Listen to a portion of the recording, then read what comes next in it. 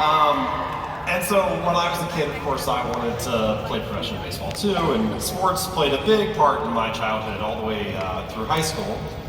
Until I was about 16 years old, I suffered this very serious injury when I was hit in the face with a baseball bat. Ow.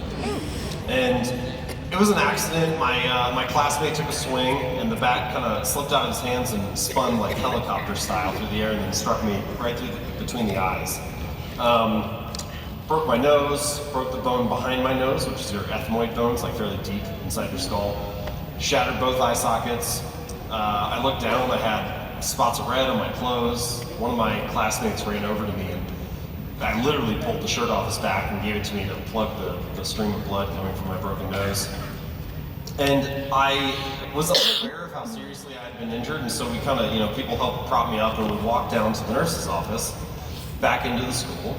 And they started to ask me questions. And so I was answering them, but I wasn't answering very well. Like they would be like, what year is it? And I said 1998, but it was actually 2002. Or who is the president? And I said Bill Clinton, but it was actually George W. Bush. Although it would have been Bill Clinton if it had been 1998, so I was like kind of there. And then they asked what my mom's name was, and it took me about 10 seconds to respond, and that was the last question I remember. So the swelling in my brain got to the point where I lost consciousness, had to be taken in the ambulance to the hospital. When we got to the hospital, I had my first seizure of the day. I'd end up having 3 more. And at this point, I started to struggle with basic functions like swallowing and breathing. And pretty soon I lost the ability to breathe on my own, so they had to intubate me and pumping breaths into me by hand, and one nurse is doing that, the other one's conferring with the doctor. And they decided that that particular facility was not equipped to handle the situation, so I needed to be air carried to a larger hospital in Cincinnati. So they do that, and my parents decide to split off at this point. My dad goes home to see my brother and sister, try to get them settled, pass them off to friends and family. My mom comes with me, and so I'm unconscious on the stretcher being rolled across to the helipad. She climbs into the helicopter with me, holds my hand the whole way down to Cincinnati. And when we land on the roof of the hospital, there were a team of a dozen doctors and nurses that ran out, wheeled me into surgery. They wheeled my mom off to a waiting room. And as I'm getting ready to undergo surgery, I have another seizure. And so the doctors decide, all right, he's too unstable right now, can't do this. And so they decide to place me into a medically induced coma. And at this point, my parents have reconnected.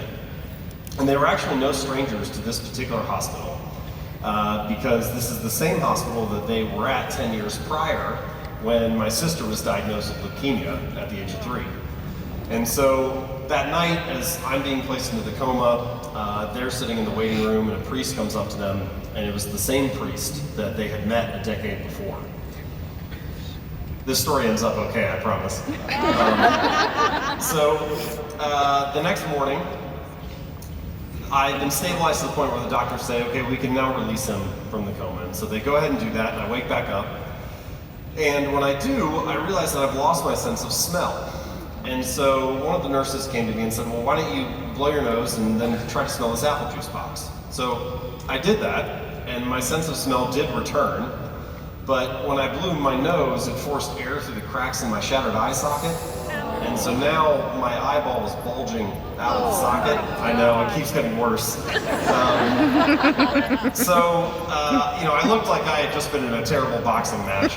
And the doctors got together, huddled up, and came over and said, okay, the good news is we're pretty sure that your eye will go back into place. The bad news is we don't know how long that will take. And it ended up taking about a month before my eye slowly receded back to its original location. I had double vision for weeks. At my first physical therapy session, I was practicing basic motor patterns like walking in a straight line. And so, why am I telling you this now? Not just to gross you out and finish the night on a low note, but I'm telling you because this was a period in my life when I had to start small. I didn't have a choice, right? My hand was forced. It wasn't like I could just flip a switch and go back to, this normal, young, healthy person that I was before. I had to focus on the only thing I could manage. Like I said, that first physical therapy session, I was just trying to walk in a straight line. I couldn't drive for the next 9 months. And gradually, I regained control of my body, but what I really wanted was to get back on the baseball field, was to be able to play again. And my return to baseball did not go smoothly.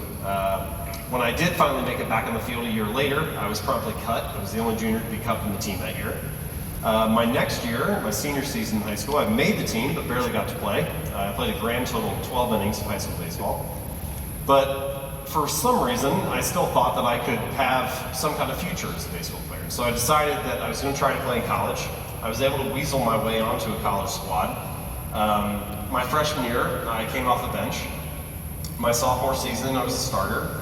My junior season, I was the team captain. And then my senior year, I ended up being named to the Academic All-American team, which only has about 30 players from around the country. And, oh, thank you. To be honest, I don't think there's anything really legendary or heroic about the story. Like, I never ended up playing professionally, like my dad. But I do think that I was able to do something maybe just as rare, which is I feel like I fulfilled my potential. And at the end of the day, I think that's all any of us are really looking to do. We don't have control over the circumstances in our life, the bad breaks that we get, the random injuries or bad fortune that may come our way.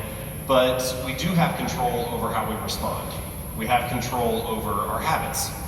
I think both luck and habits drive outcomes in life. They both play a role. But your habits are in your control. And the only rational, logical approach is to focus on the part of that equation that's in your control. And so this was one period in my life when I had to do that. Actually, a funny little side story about that. So the Academic All-American team that I was on, if any of you are Giants fans, San Francisco Giants fans, Buster Posey was also on that same squad.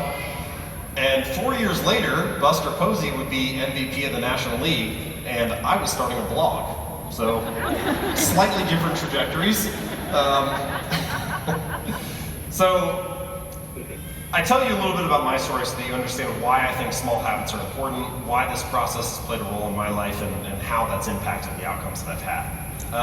I spent the last 7 years or so researching how habits work, understanding the science of what goes on in the brain when we form a habit, interviewing and discussing topics with researchers, and eventually, of course, writing Atomic Habits, which is the book that I launched last year. Oh, thank you. Someone read it.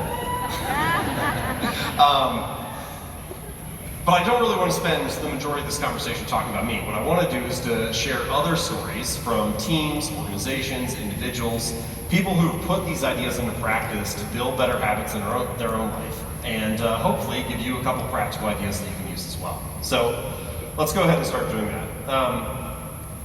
I'd like to start by telling you the story of the British cycling team.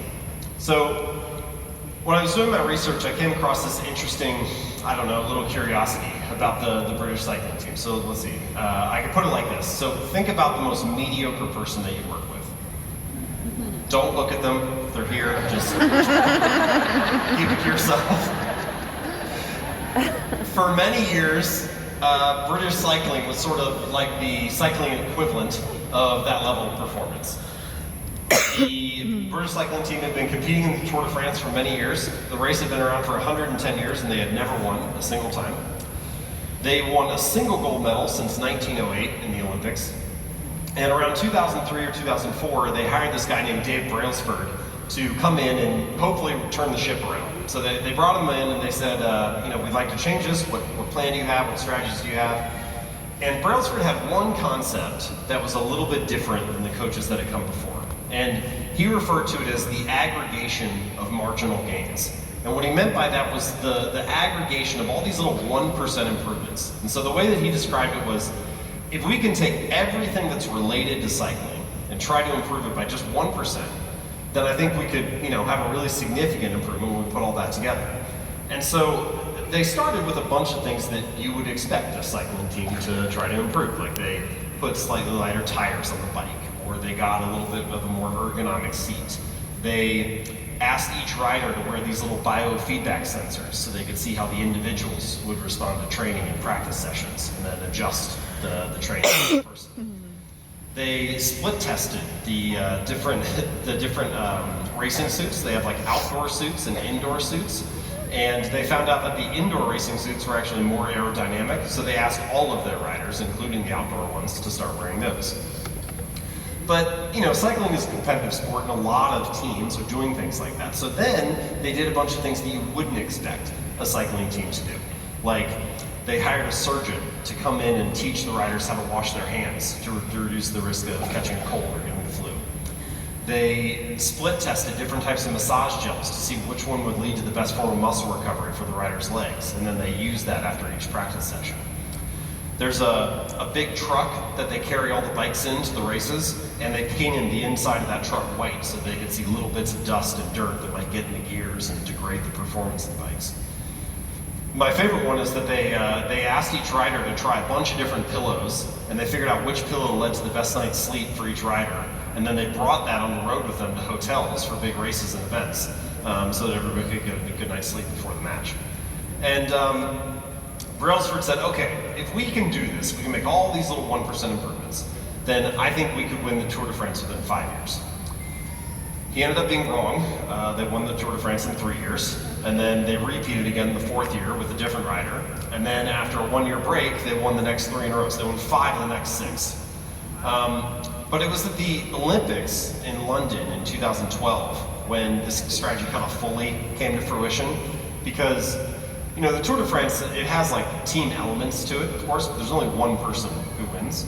But at the Olympics, you have men's team, women's team, dozens of riders, dozens of events, and at the Olympics in London in 2012, the British cycling team won 70% of the gold medals available. At Rio in 2016, same story, 60% of the gold medals go to the British team. And so this idea that 1% improvements are not just like nice to have, they're not just like a cherry on top of your performance, but actually are maybe the master key to unlocking a new level of success, to elite levels of performance, that I think is something that's a little bit surprising, a little bit counterintuitive, and often very easy to dismiss. It's very easy to overlook the importance of a choice day in or day out. And so for that reason, I think we could summarize this by saying that excellence is not really about radical change. It's about accruing small improvements over time. I'm sure many of you have seen this in your business, right? Days that you make a little bit of a more effort on sales or emails or client leads or whatever it is, reaching out, marketing, social media posts, all that type of stuff. The consistency and the reliability of improving by just a little bit, it doesn't show up as very much on any given day, but man, it can really pay off in the long run. So I like to look at this in different ways or from different angles. So this is like a mathematical way to think about this concept, right? So if you 1.01 to the 365th power, so if you get 1% better each day for 365 days, you end up 37 times better at the end of the year. You go 1% worse, you drive yourself almost all the way down to 0. Now, this graph, this is just like compound interest, right? That's basically what we're showing here. And habits are not exactly like that. They don't compound exactly that way, but man, they feel like it a lot of the time. Like you show up and you do something good or something bad on any given day, and it doesn't feel like much. Like, what is the difference between, tomorrow having a salad for lunch or having a burger and fries? Not a whole lot on any given day. Your body looks the same. You don't look any different in the mirror. The scale hasn't really changed. But then you turn around 2 or 5 or 10 or 15 years later and you're like, oh, those daily choices really do add up. It's kind of like you go through your life and then one day it's like, knock, knock, who's there? Oh, the consequences of my past decisions. It turns out all that stuff creeps up on you. And I think the message of this talk is that can work either for you or against you. And what I hope is to give you a set of tools, a set of strategies that you can use so that your habits will compound for you rather than against you, so that you can be the architect of your behavior and not the victim of it. So for all of those reasons, I like to refer to habits as the compound interest of self-improvement. The same way that money multiplies through compound interest, the effects of your habits multiply as you repeat them across time. And that's true in business and work, it's true in personal life and relationships, it's true in health and fitness, and pretty much any other major category of life. You can take these ideas and apply them wherever you want, but I think that the truth and the compounding nature of your habits is going to follow you in whatever category you try to apply them in. So if this is true, if 1% changes matter so much, then why don't people make them more often? Why, if small changes and little habits add up, then how come people don't change? Now, the standard narrative here is like, well, maybe if you really wanted it, then you would do it. Or maybe if you just tried harder, or I need discipline and grit and willpower. And I don't know that that's quite right. Like, I think people genuinely do want to change. I think people genuinely do want to improve. And just chalking it up to saying like, oh, if you just have more discipline or grit, then you would do it. I think it's missing the issue a little bit. And in fact, I would say that if you want to change, the problem isn't you. The problem is your system. It's not that people don't change because they can't change. It's because they don't have the right system to apply. And in fact, I think we could go even further and say that you do not rise to the level of your goals, you fall to the level of your systems. You know, so often in life we talk about change as something that is goal-oriented. You need to want it more, you need to be more ambitious. Maybe if you set a bigger vision for yourself, then it would come true. And certainly goals, I'm not trying to dismiss them and say that they're useless. They can be useful for setting a sense of direction. But the truth is that if you don't have a system in place to make that goal a reality, then nothing is going to change, right? Like, setting the goal is actually the easy part. Presumably, the British cycling team, to circle back to our previous example, presumably every cycling team in the Tour de France has the goal of winning the race, right? It wasn't the goal that they changed, it was the system that eventually got them to get there. And this same thing is true in many areas of life. The winners and the losers, so to speak, in a particular domain, they often have the same goals. If you have a job opening and 100 people apply, every candidate has the goal of getting the job. It's not the goal that separates them. It's the system that they use to prepare for the interview, to develop their skills, to network, and so on, that ends up changing that trajectory. All right, so the goal had always been there for the British cycling team, for many other areas, and the thing that needed to change was the system. And what we're hoping to achieve across the rest of this presentation is an alignment between your desired outcomes and your daily habits. If you can get those two matched up, if you can have your goal match your system, and vice versa, then you're in a really powerful place. So let's go ahead and talk a little bit more about how to do that. So this is kind of the practical portion of the talk here. I want to discuss how to change a habit. And first, to do that, let's just get on the same playing field. So like, what is a habit? Habits they're mental shortcuts that your brain uses to save energy and effort. So it doesn't have to think as much about a task that you repeat again and again, right? So like, take something like putting on your shoe in the morning.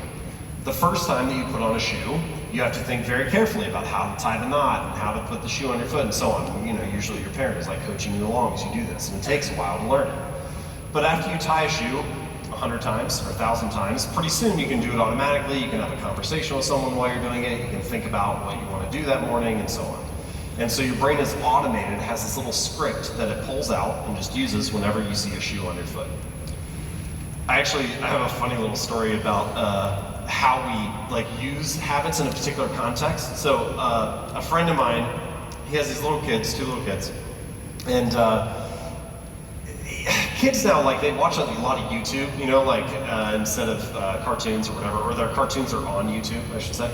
And little kid YouTube is a weird place. And so anyway, they're watching all these little videos, and he's getting ready to put them to bed at night. And so he turns the light off and he's like, all right, you know, sleep tight. And he's getting ready to close the door. He's like, goodbye. And out of the darkness comes, goodbye, please like and subscribe. And they had heard so many YouTube videos end with please like and subscribe that they just thought that's how you say goodbye. But that's the role that habits play, right? Whenever we think the context is right, we just pull out the script that we think we need and follow that through. So if that's what a habit does, if there are these little mental shortcuts that you use whenever the time is right, then I think we should, instead of thinking about it in that broad context, break it down into something more manageable, something more piece by piece. So in my framework, there are 4 stages that all habits go through, 4 stages to each habit. And so just real quickly, from a high level, those stages are cue, craving, response, and reward. Cue, craving, response, and reward. So the cue is a trigger that tells your brain to initiate the habit, right? So like walking into the kitchen and seeing a plate of cookies, that's a visual cue that starts the habit of eating a cookie. Or an ambulance coming up from behind you on the street, you hear the siren ring, that's an auditory cue to pull to the side of the road. Or your phone buzzing in your pocket, that might be like a physical or a tactile cue to start the habit of pulling your phone out and checking it. So the cue gets your attention. Then there's the craving. Now, usually we use the word craving like, I have a craving for a cigarette, or I'm craving a donut, or something like that. And that is true, like that's maybe a more palpable or bigger wave of desire. But there's also like a subtler craving that comes with every action that we take. Like if I want to walk over to this side of the stage, I have a craving to do so in some way. I have like an urge, a motivation to move in this direction. And all of your actions and choices throughout life are driven by craving, at least at some level. Or to phrase it differently, there's a prediction that comes before each action. So like before I press the button to move to the next slide, I'm predicting if I press the button, the slide will change. And it's that prediction that motivates the action. So that's the second stage. It's how you interpret the cue. Then there's a response, which is the actual habit you perform. So take a bite of a cookie, do one push-up, meditate for 1 minute, whatever it is. And then finally there's a reward. And the reward does two things. First, it satisfies the craving that came beforehand. So to put all these together, you see a plate of cookies on the counter, you predict, oh, that cookie will be sweet, sugary, tasty. So you walk over and take a bite, that's the response. And then the reward is, it is in fact sweet, sugary, tasty, enjoyable. And so it satisfies the craving. And then whenever you have a reward or a rewarding experience, it reinforces the habit for next time. So, not every experience in life is rewarding. Sometimes you have a consequence, sometimes it's just fairly neutral. But if it's not a rewarding experience, it doesn't serve you at some level, then it's unlikely to become a habit. So we have cue, craving, response, and reward. All right, that's the quick overview of what a habit is. From a more practical standpoint, we can break these stages into what I call the 4 laws of behavior change. And these 4 laws, there's something you can employ or use as you go throughout your life and try to build better habits. So the 4 laws are the following. Cue, the first law is to make it obvious. You want to make the cues of your good habits obvious, available, visible, easy to see. The easier it is to catch your attention, the more likely it is to start the habit. The second law, make it attractive. The more attractive and appealing your habits are, the more likely you are to want to do them, the more motivated you'll feel to perform the habit. And we'll talk about some ways to make habits attractive in a second. The third law is to make it easy.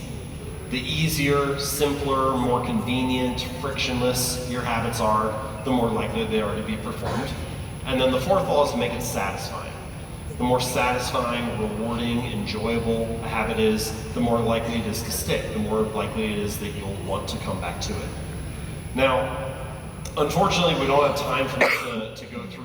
I'll talk mostly about building good habits. We don't have that much time for me to talk about breaking bad ones, although I will touch on it here and there. But I do just want to tell you high level, these 4 laws, make it obvious, make it attractive, make it easy, make it satisfying, tell you how to build a good habit. If you want to break a bad habit, then you can just invert those 4. So rather than making the cues of your bad habits obvious, make them invisible, hide them, make them more difficult to see.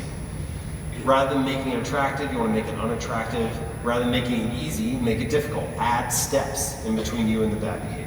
And then finally, rather than making it satisfying, make it unsatisfying. Add a consequence, add some kind of pain to the process of the bad habit. So you'll get more ideas about how to apply that as we go through the remaining steps here. All right, so let's break these down one by one. Okay, first let's talk about how to make it obvious. So I want to tell you a story about Massachusetts General Hospital. It's a hospital in Massachusetts, in Boston, and all right, Boston people. Anne Thorndike is a researcher there, and her team had an interesting question, which is, can we change people's behavior without talking to them, without trying to motivate them, without telling them anything? And so what they did was they walked into the hospital cafeteria, and I'll flip back and forth here. So this is what the cafeteria looked like before the researchers came in. This is drawn to scale. So the shaded boxes, the yellowish gold boxes, those are refrigerators that have Coke, soda, juice, different drink options, right? The two dark boxes on the far ends of the room, those are smaller refrigerators that only have water. And then all the other shapes are food buffet lines, okay, food stations. So the researchers went in, and this is what it looked like, and they decided we're gonna add water to the main refrigerators. So they added water there. I'll flip back and forth here. So there's still Coke and juice available, but there's just water in those. And then they also added some of those little rolling carts next to the food buffet lines in the different food stations. All right. So basically what they did was they increased the prevalence of water in the environment. Okay, what happens? 6 months later, people drink 25% more water in the cafeteria, 11% less soda. And there are a variety of studies like this that I mentioned in the book, and I always think they're interesting for a simple reason, which is if you went to someone in the cafeteria and you asked them, why are you drinking Coke? They're like, that's what I wanted to have. Why do you have water? This is what I felt like getting. But the truth is, some percentage of them chose it just because of how it was presented to them. And this, I think, is one of the most overlooked drivers of our habits, which is the shape and layout of your physical environment. The items that are on your desk at work, the things on your kitchen counter at home, the way that your living room is laid out, all of these things influence the choices that you make. And so often we live and work in environments that are not optimized for the habits that we say are important to us. For example, let's think about a bad habit version of this.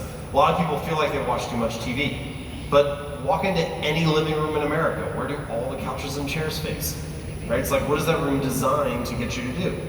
Now, I'm not saying that you need to go home and revise your entire house, but there's like a spectrum of behavior here. You could take a chair and turn it from the television and turn it toward a coffee table with a book on it.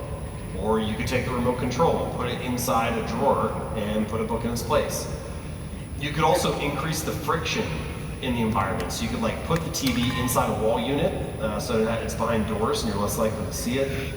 Or you could unplug the TV after each use and then only plug it back in if you can say the name of the show that you want to watch. So you're not allowed to just turn it on mindlessly and find something. And all of these little steps, each little one, is it going to radically transform your life? No, of course not. But the difference between living and working in a space that has a dozen or 25 or 50 of those little environmental nudges and one that doesn't have those, well, that can be very striking. So here are a couple other quick examples. I don't know if this is too small for some of you in the back, so I'll just read them out to you. I had one reader who wanted to practice guitar more frequently, and he realized that every Friday when he would come home from his guitar lesson, he would put it in the guitar case and then put it in the closet in his bedroom, and then he'd forget it was there, and then he'd go to his lesson the next week, and his teacher would be like, you weren't practicing. And he was like, yeah, I didn't even see the guitar. And so now his new habit was, when I come home from my guitar practice, I will place the guitar on the stand in the middle of the living room. So he passes it 30 times a day. It's much more likely to play it. If you want to read more, when you make your bed in the morning, place a book on top of the pillow. When you get in bed at night, there's going to be a book waiting for you. You can read a page, then set it down and go to sleep.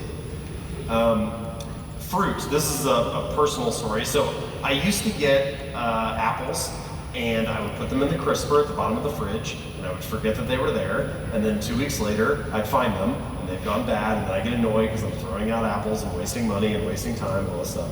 So I decided I would get a display bowl and put that on the kitchen counter and put the apples in the bowl in the middle of the counter. Now they're gone in 3 days just because it's obvious and I see them right there. I didn't even have to do anything else. I had something similar happen when I wanted to start build a flossing habit. So I realized that I would brush my teeth twice a day, but I would only floss every now and then. And one of the problems was that the floss was hidden away in a drawer in the bathroom and I just wouldn't see it. And so this time I got a small bowl and put it right next to the toothbrush, brush my teeth, put the toothbrush down, pick the floss up, and now I floss twice a day, which I'm told is excessive. So I don't know, whatever. So I'm making up for lost time. But you get the point, right? The more obvious something is in the environment, the more likely you are to perform or follow it. And I think we could even say, if you want a habit to be a big part of your life, make the cue a big part of your environment. So often we say these habits are important to us, but then they're not around us, they're not surrounding us, they're not part of the space that we live and work in each day. All right, so that's environment design. Second strategy I want to give you is called habit stacking. So this idea was first created by a Stanford professor named B.J. Fogg. He refers to it as anchoring, because what you do is you're going to anchor a new habit on top of one you already have. So, or in my language, you create a habit stack. You stack one on top of the other. All right, so this is the basic formula, okay? After current habit, I will new habit. So, for example, let's say you want to build a meditation habit. After I brew my morning cup of coffee, I will meditate for 1 minute. So if you always drink coffee in the morning, that's a perfect place to insert this new thing on top of it. Exercise. After I get home from work, I will immediately change into my workout clothes. This one I think could actually be improved by making it even more specific. So like getting home from work is kind of a general thing. So you could say something like after I hang up my coat from work, or after I take off my shoes, things like that. Gratitude, this is another one that I've been doing for, I don't know, 7 or 8 years now. After I sit down to dinner, I'll say one thing I'm grateful for that happened today. And you can see some of the other examples there as well. It not only applies to personal life, but also sales calls and so on. I have a bunch of examples of habit stacking in the book if you're curious about more. So after you get good at this, you can start to chain them together, right? You can create a little chain of habits. So this could be, for example, like your morning productivity routine. You could say, after I make my morning cup of coffee, I will meditate for 60 seconds. After I meditate for 60 seconds, I will write my to-do list for the day. After I write my to-do list for the day, I will select the most important task and do it first. And this is just a really quick little way to build momentum, right? And so you can imagine having these little stacks maybe at the beginning of your day, maybe when you start your work day or going to the office, maybe you have another one that's like a power down routine at the end of the night. The point is to keep these things quick and short, but just to get like a couple dominoes falling in the right direction so that you get the momentum building in the way that you want it to go. And don't let like the day take you by the horns or like move you around. You have control. All right, so the key point that I'm really trying to make here is that many people think that what they lack is motivation when what they really lack is clarity. They don't know when and where they're going to act. We have these kind of like vague notions that we want to improve. Oh, this time I'll eat healthier. This time I'll try harder. It's going to be different, whatever. And like, there's nothing wrong with feeling that. That's fine. But if you need a specific plan for when and where to implement the habit, if you want to be more likely to succeed with it. And habit stacking allows you to do that. All right, so that's the first law. Make it obvious. Okay, second law, make it attractive. All right, so I mentioned earlier that craving is driven by like a prediction. And this is maybe a little bit counterintuitive, but it's not how we usually think about life. Life often feels reactive. Somebody says something to me, I get upset or feel a certain way. Or somebody does something, I do something in response. Somebody pulls into the lane, and so then I move over a lane or whatever. But life is actually much more predictive than it is reactive.